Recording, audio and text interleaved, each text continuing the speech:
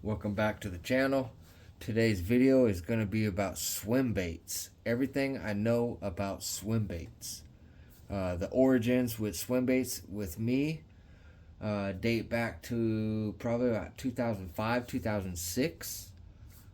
Swim baits have definitely evolved tremendously in the last 15 years. I couldn't tell you much more other than the swim baits 15 years ago kind of sucked compared to the swim baits that you see nowadays being offered for mass production. When I first started out in East Texas, this is what I was kind of stuck with at the time. You can find these at Walmart. Uh, they're wonderful fishing around hydrilla. Weighs 7/16 of an ounce for like $5-6. You can get a package of 3 of these. It was just a great bait to throw.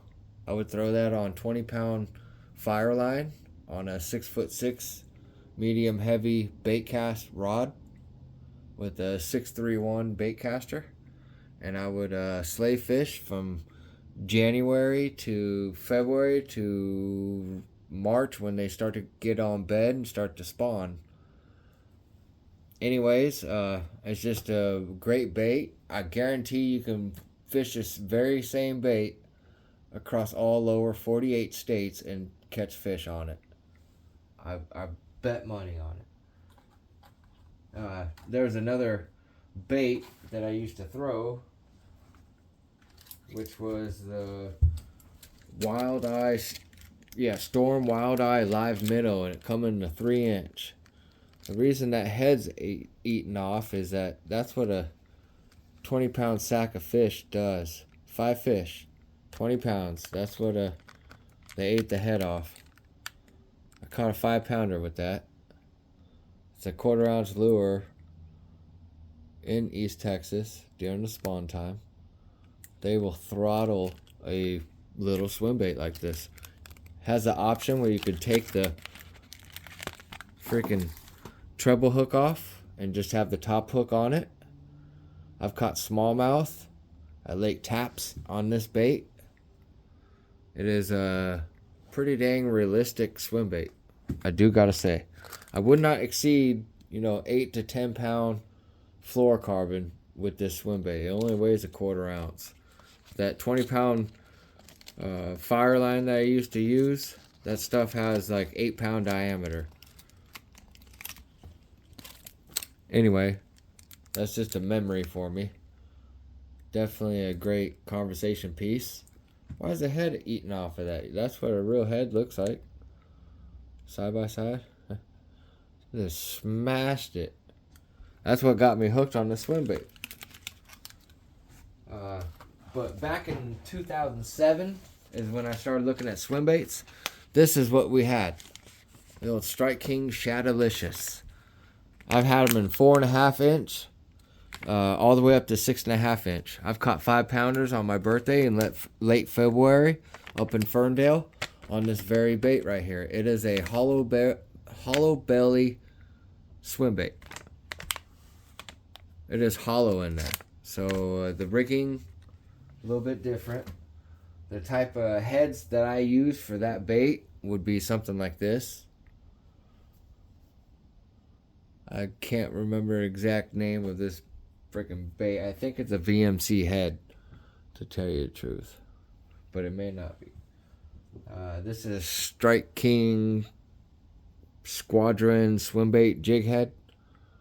It's a 1 ounce. I could easily throw a little mini 4.5 inch swim bait on there and fish this in like 30-40 feet of water on the bottom, as long as it's fairly clean bottom. That's just an option you can always go with. Anyway, back to the swim baits, especially these little sunfish. This was all that really was available back in the day. Other than the Shadowlicious, they had a few other swim baits, but really, swim baits really wasn't happening. One of the other swim baits that was happening on the pro level back in 05, 07 were these type of baits. The name of the bait company that I was thinking of was a bait company called Seville, and they used to make a blueback herring imitator type of a swim bait like this. They would make in 4-inch, 5-inch, and 6-inch. This is just a knockoff that I bought at Cabela's way back in the day. The hook sucked on it, and so, yeah, therefore I just retired the damn thing. I don't think it is even really that good of a bait. But I still tried to imitate what the pros were throwing back then. In 2006, 2005. These are a couple other swim baits that I bought when I first moved up to Washington State. But first, let me go back to what was in Texas at like sporting goods stores and stuff. These are the swim baits that we were forced to kind of fish with. Still has line tie on it. But yeah, I should try these. I should definitely try these. They're kind of funky. Huh. Made by Yum, which isn't really known for making swim baits. But this is what I had back in 2007, 2008.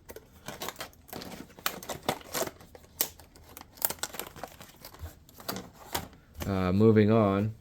When I moved first back up to Washington State, I got with these little 6-inch mag draft, or 6-inch Huddlestons, and I made a little stinger hook on there, which is kind of pointless, I think. It's too long.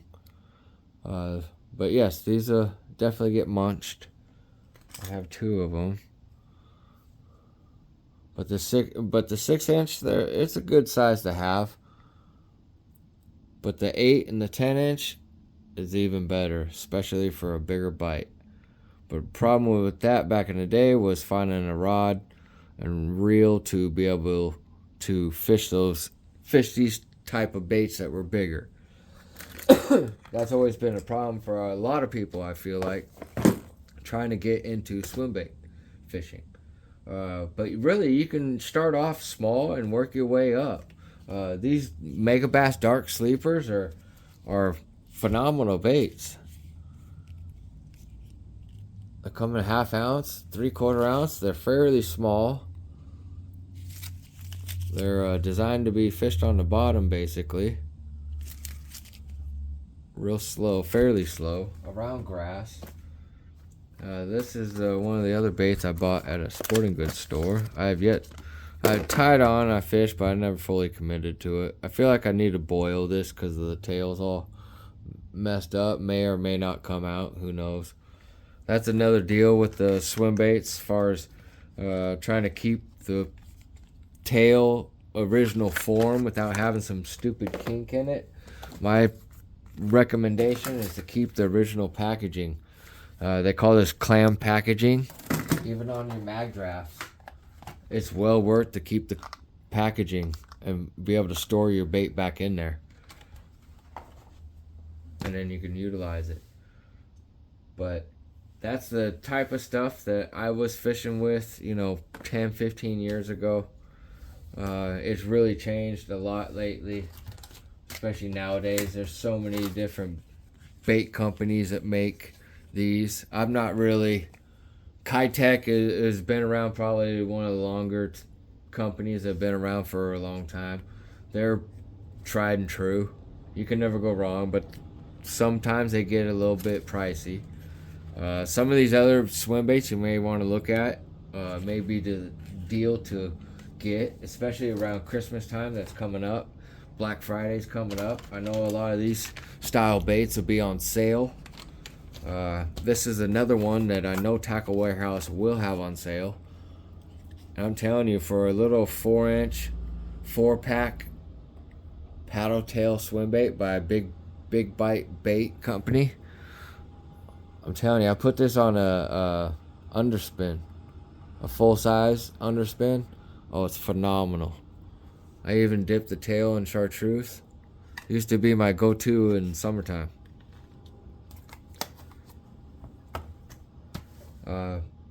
But this is, here I'll show you another one that was in East Texas back in the day. You can't even find these anymore, but this is what Kevin Van Dam used to fish, the swimbaits for smallmouth.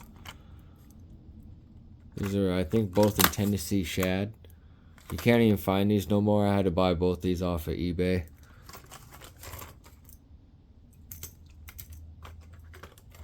Again, I would fish that on 17, 20-pound fluorocarbon. I fish a lot of the swim baits on fluorocarbon. I do fish some of them on 80-pound braid, like the Magnum size underspin, which is this one right here. I totally fish that either on 20, 25, or 25-pound fluorocarbon, or I fish on 80-pound braid. This is a higher end rod and reel combo. This is a Johnny Morris Platinum Series. Platinum Signature Series. It is Swimbait 58's rod. I feel like the reel or the rod is really designed for this bait. Let's see, it's a 7'10". Lure weight is 3/8 to a ounce and a half, which is this bait right here is probably an ounce, and this is half ounce. So give or take, this is, you know, just under 2 ounces. More than likely, it's about an ounce and a half, which is perfect for this rod, I feel like. And it's got 25-pound fluorocarbon on it, which is even better.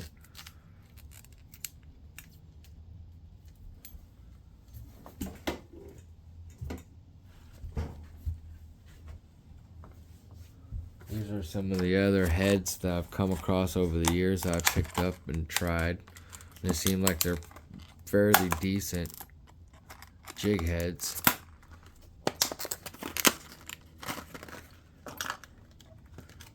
I know they have the longer shaft on it, so the hook sits back away from the head a little ways, which is really good on bigger swim baits. But the heads on these are pretty dang good. 3/8, half ounce. Well, 3/8, and it's 12 grams, which is 3/8 of an ounce. 14 grams is half ounce. But these heads are painted really good. The finish on them are fairly good. The little barbed keeper on them is fairly good. The hook on them is pretty good. I don't know about the longevity, especially catching a 25-pound sack with some of these. Maybe it'll work, maybe it won't. Never know till you try.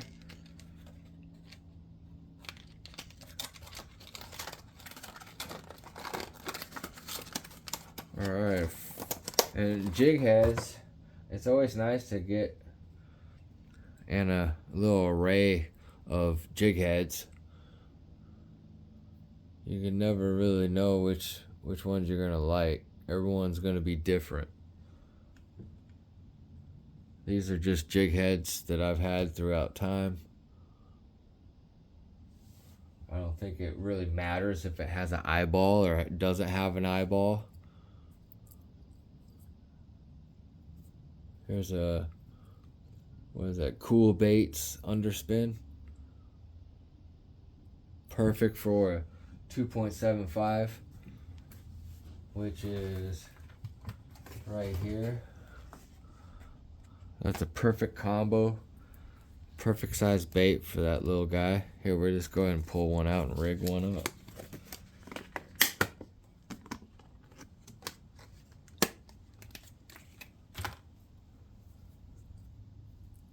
Again, this is Cool Baits, 1/4 ounce underspin, featured on Tactical Bass's channel. Let's go ahead and scratch that surface.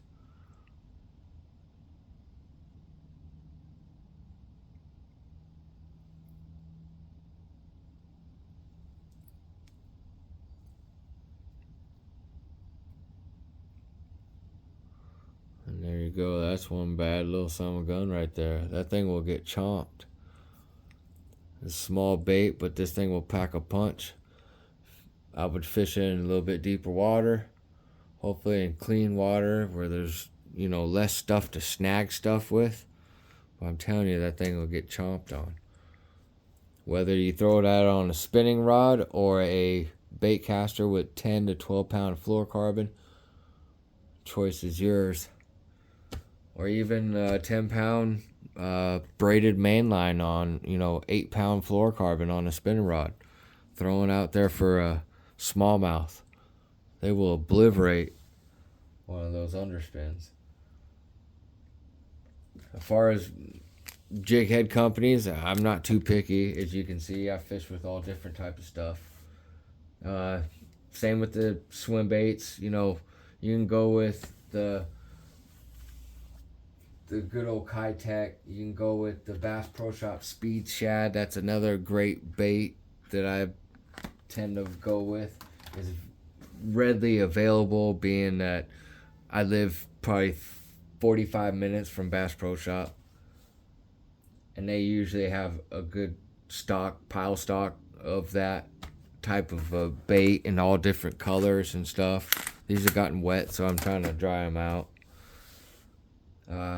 Far as that, I've kind of graduated to fishing the mag draft, as you guys all know.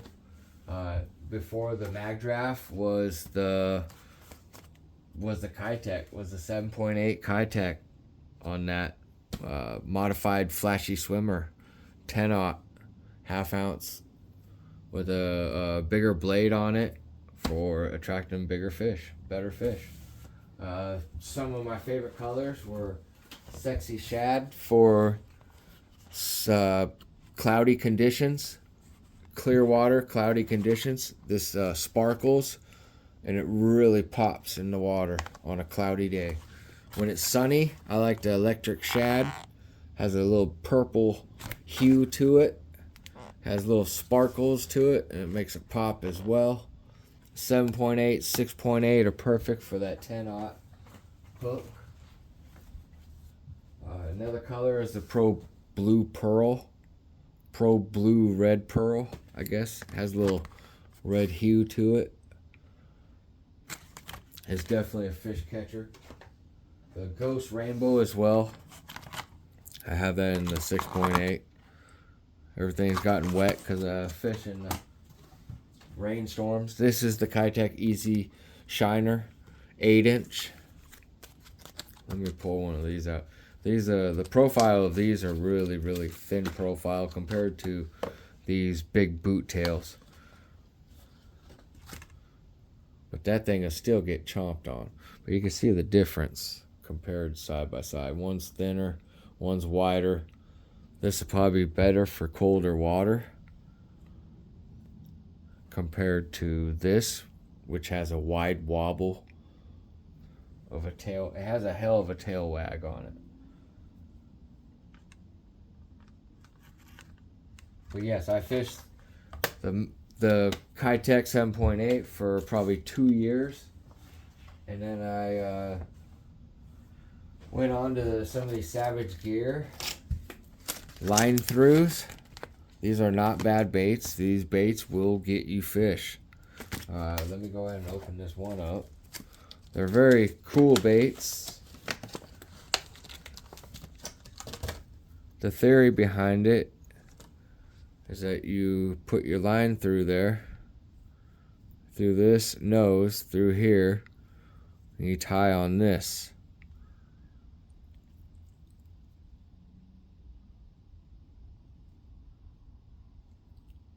And then how the harness goes is like that.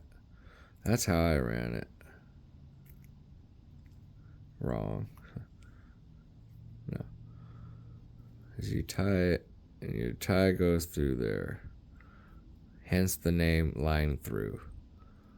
Your line goes through there so your bait doesn't slap around and fight against you and possibly knock the lure out of the fish's mouth, or just straight up work against you. So they come up with this idea for it to be a line through. That really is not working out for me right there. But anyway, they have a little slot for this bait to sit there like that.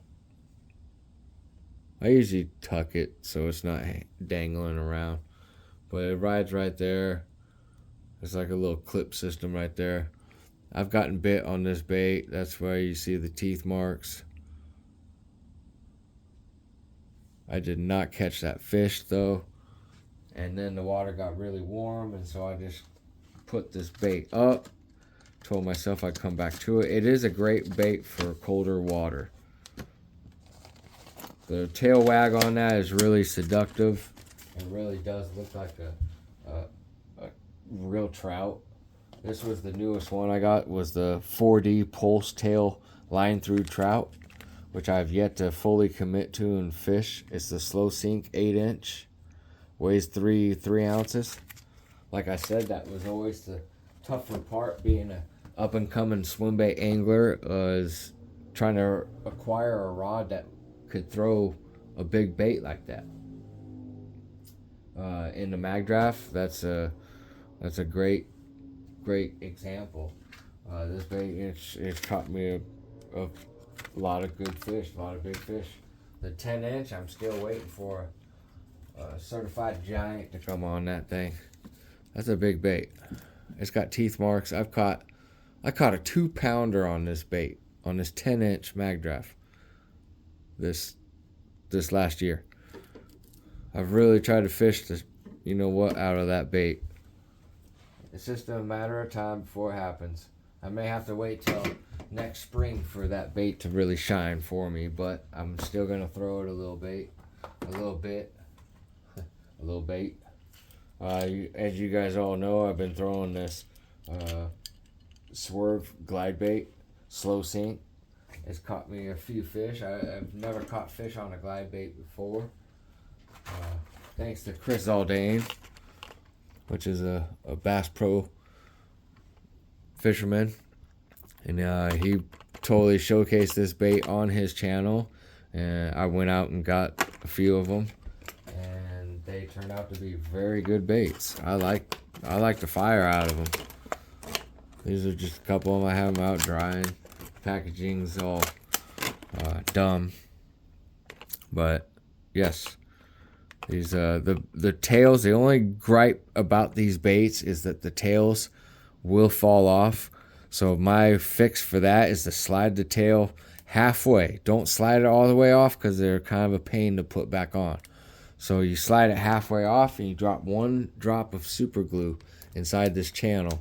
Then you slide that tail back, and so far that's kept my tail on. The first two baits that I threw of this, I casted the tails off, which is unfortunate. But as you can see, I'm kind of an up-and-coming swimbait guy. Really transitioning from being a topwater fanatic to a swimbait person. Hence my name, Swimbaits79. I was born in 1979, and I'm just a diehard bass fisherman. I feel like swimbait is probably the most realistic bait you could probably throw out of any bait there is. It's a swimbait. Before swimbaits really got popularized and got mass produced and got, I don't know, so much attention, really before that it was a crankbait. Back in the 70s and 80s, a lot of guys would throw a freaking crankbait or a jerkbait or a floater diver type Rapala type of a bait. Anyway, that's gonna pretty much do it for the video. That's my evolution of swimbaits. That's pretty much all that I know. There is a happy medium in all the retrieve speeds of all these baits. I really tell you guys and highly recommend to keep the packaging. A lot of times the packaging will tell you exactly how to fish the bait. If not, you should do a quick little research on the good old Google and see if you can find out exactly how to fish the bait effectively. Far as most of them are self-explanatory. If you're not fishing them, you're not catching with them. So you have to really fully commit to a big bait, especially a big 10-inch mag draft. You can't throw that for 5-10 minutes and say the fish aren't eating that. No, you can't do that. Anyway, like I said, that's pretty much all I know about swim baits at this point. I'm still learning. I still learn stuff every time I go out and throw swim baits. I tend to learn something or teach myself something or learn something about the bait, how I can utilize it, how I can manipulate it to better suit my style of fishing. Anyway, like I said, thank you for watching. Swimbait 79 out.